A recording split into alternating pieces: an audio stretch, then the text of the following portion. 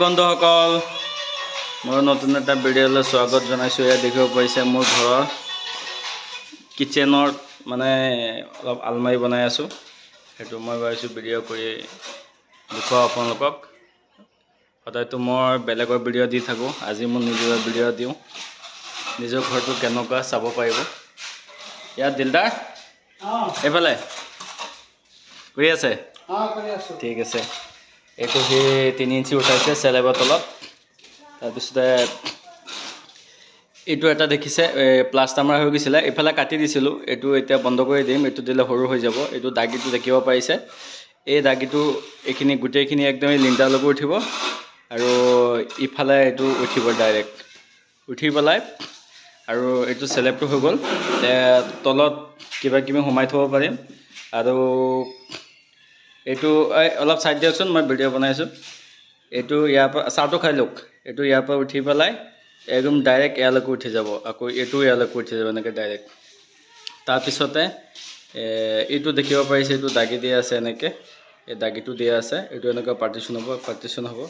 তাৰপিছতে এইটো একেবাৰে ডাইৰেক্ট গৈ পেলাই সেইটো লিণ্টাৰত গুচি যাবগৈ। এইটো মানে আলমাৰিটো বনাইছে। এইটো ফাইনেল ভিডিঅ' যেনেকুৱা মানে ফাইনেল কামটো হৈ যায়, তাৰপিছত আৰু এটা ভিডিঅ' আপুনি দেখুৱাম। আৰু এইটো বেচিনৰ জেগাটো, বেচিনটো বহোৱা হোৱা নাই। আৰু ইফালে চৌকাটো থাকিব, ইফালে এটা খিৰিকী দিয়া হৈছে পোহৰ কৰিবলৈ। আৰু এইটো চিলিণ্ডাৰৰ ফুটাটো মানে পাইপটো ওলাব। আৰু ইফালেও এটা গাঁথনি কৰা হ'ব, ইফালেও এইটো ছাপৰ্টটো ল'বৰ কাৰণে।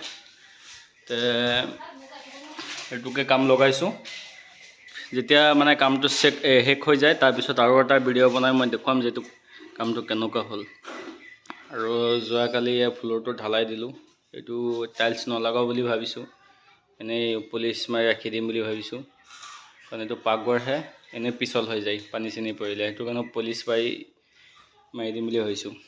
এইটোতো পলিচ মাৰি দিম। এইটো হৈছে হেৰি ডাইনিং ৰুম, এইটোতো মাৰি দিম বুলি ভাবিছোঁ। বাকী এইটো মোৰ কলপাৰটো, এইটো অলপ মানে ফিনিচিং কৰি পলিচ চলিচ মাৰি দিব লাগিব। তাত মোৰ মটৰটো থাকে। আৰু ওপৰত মানে সেইখিনি চেলেব এখন দিয়া আছে বাথৰুমৰ ওপৰত, তাত চিনটেক্সটো আছে। সেইটো আগৰ ভিডিঅ'ত চাগে দেখুৱাইছিলোঁ।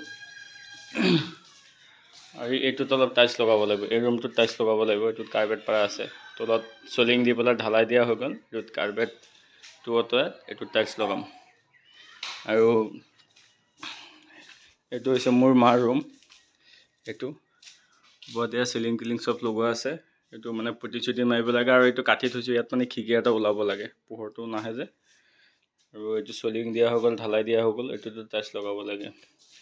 আৰু চাওক, কেতিয়াও আপোনালোকে এটা ভুল নকৰিব, ভাল কাঠ লগাব।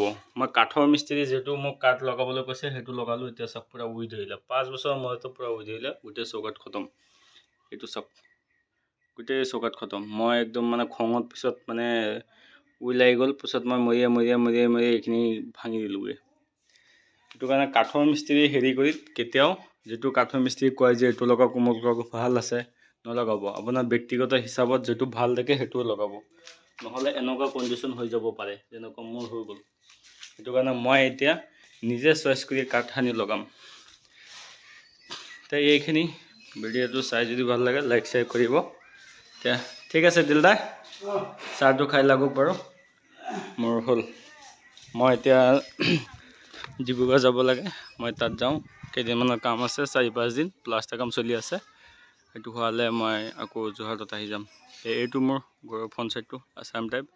এইটো মানে একচুৱেলি ফ্ৰণ্ট চাইড বুলি নহয়, এইটো মানে মানে হেৰি চাইড, ভিতৰি চাইড। ফ্ৰণ্ট চাইডটো হ'ব সেইটো বক্স টাইপ সেইফালে। সেইটো পাছত বাৰু লাহে লাহে দেখুৱাই থাকিম। আজিলৈ এইখিনি বাৰু, ঠিক আছে।